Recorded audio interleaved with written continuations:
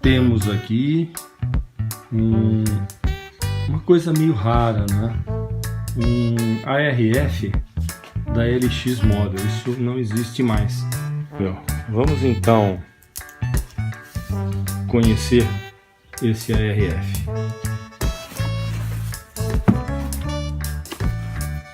Bem embaladinho, bem protegido, né?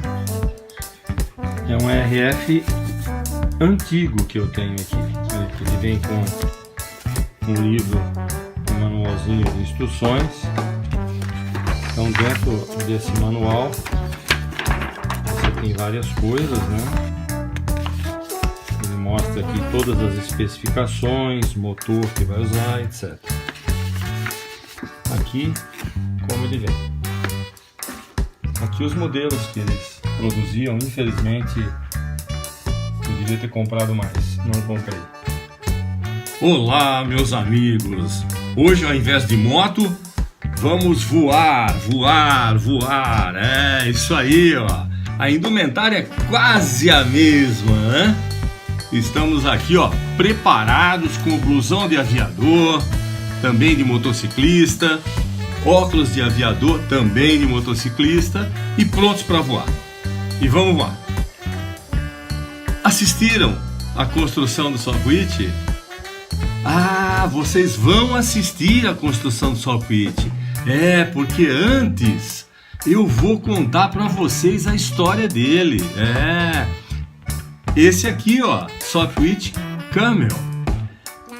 A Sopwith Aviation Company foi uma empresa britânica, olha aí, ó, que construiu aviões e, pasmem, motocicletas. Parece que tudo começa com motocicleta, é um negócio interessante. Entre 1912 e 1920.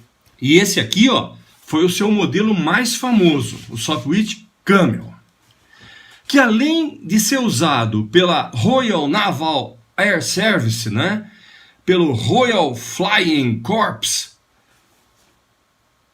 e mais tarde, olha só, a gente pensou que começou aqui, não, e mais tarde pela Royal Air Force. A Royal Air Force foi a última a usar o Sopwith Camel. Foi usado também pelos serviços aéreos da França, da Bélgica, dos Estados Unidos e durante a Primeira Guerra Mundial. Essa empresa, ela foi fundada por um inglês chamado Thomas Sopwith em 1912 e inicialmente estava em Brooklands. Depois ela foi deslocada para Canbury Park Road, perto da Kingston Railway, estação de trem, né? Station, a sudoeste de Londres, em dezembro daquele mesmo ano, 1912. Esse aviãozinho aqui, ó, foi projetado para substituir esse que eu vou mostrar aí na foto para você, o Sopwith Pup.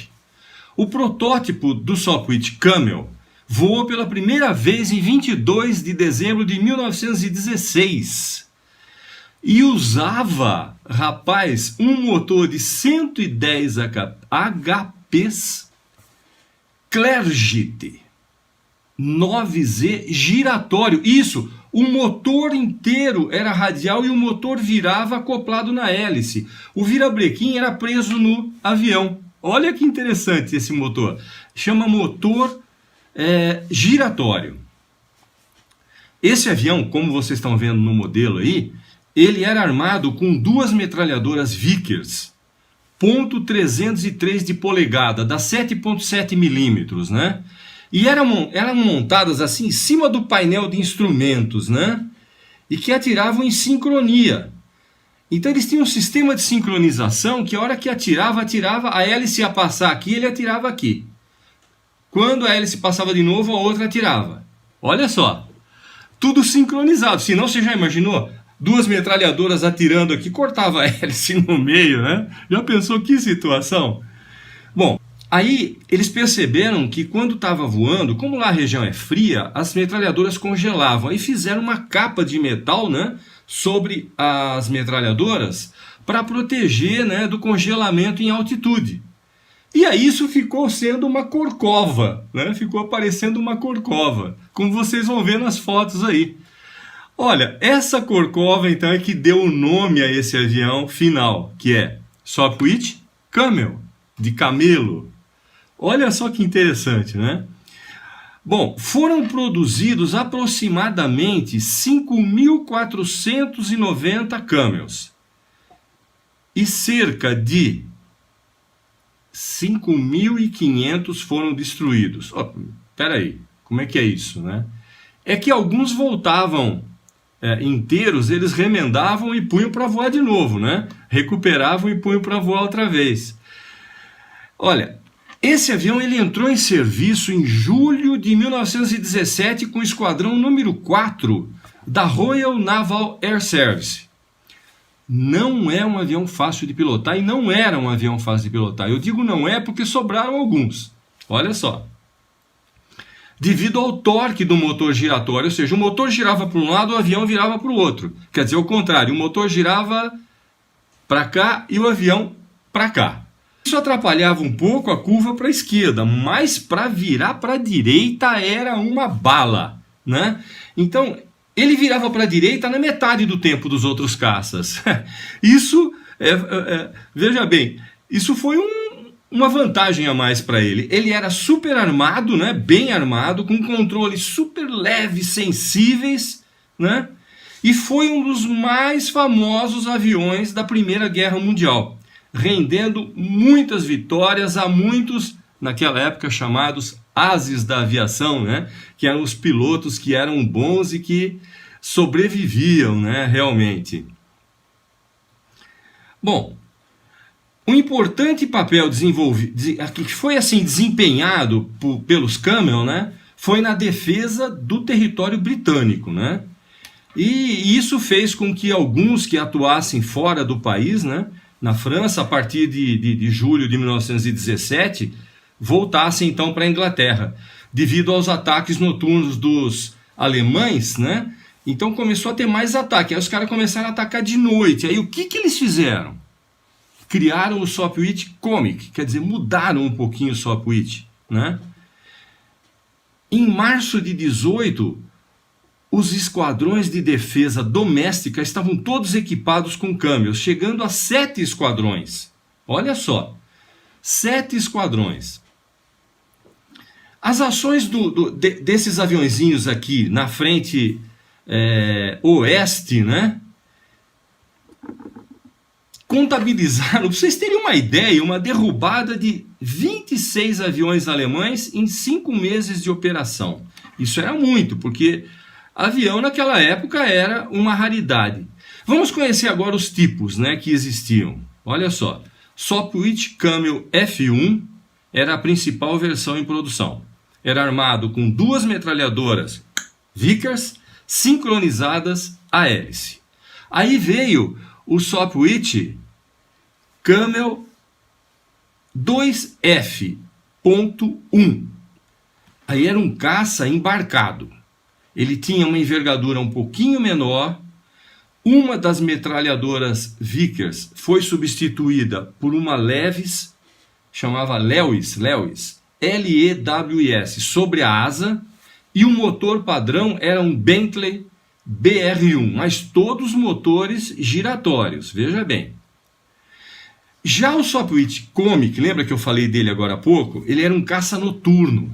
Então ele tinha 2 metralhadoras Vickers que foram substituídas pelas Lewis, isso.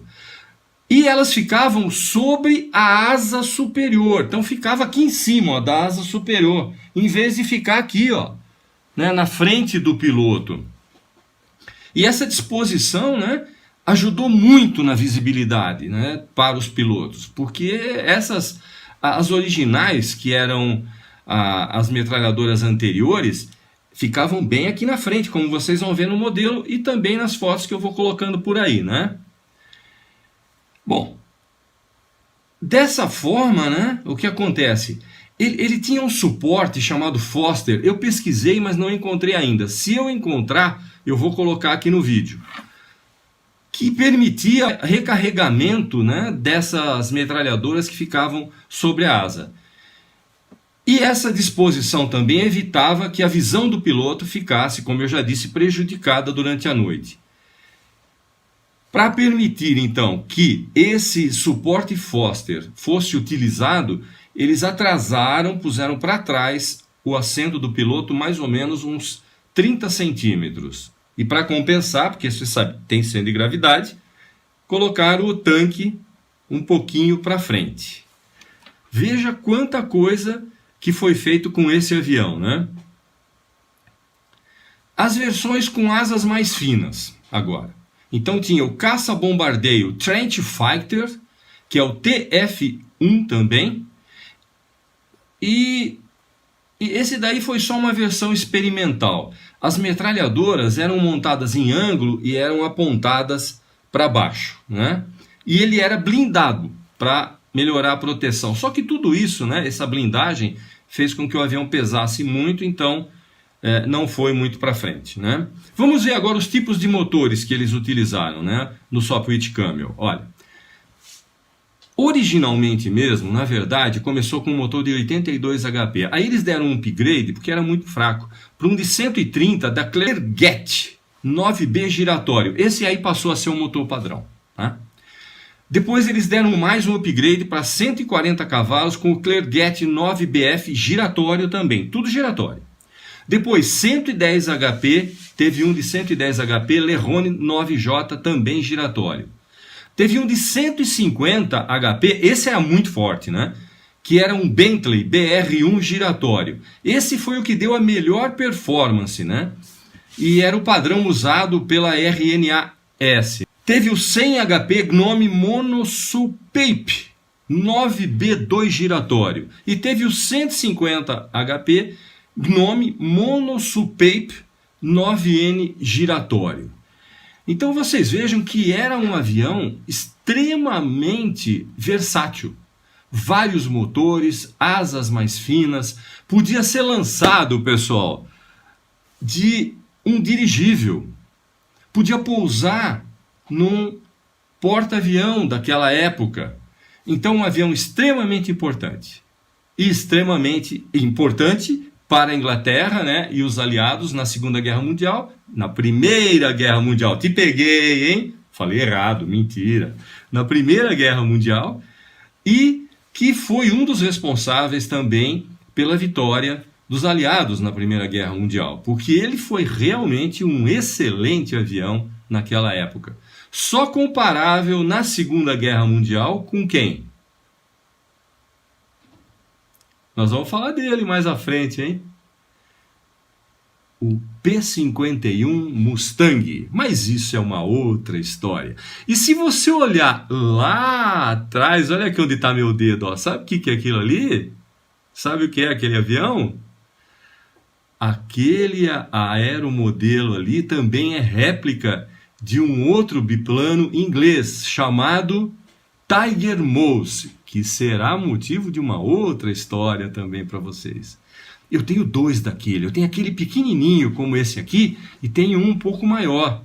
Aquele ali é elétrico, esse aqui é elétrico e o outro é com motor a explosão 4 tempos. Nós vamos fazer um vídeo sobre ele, né?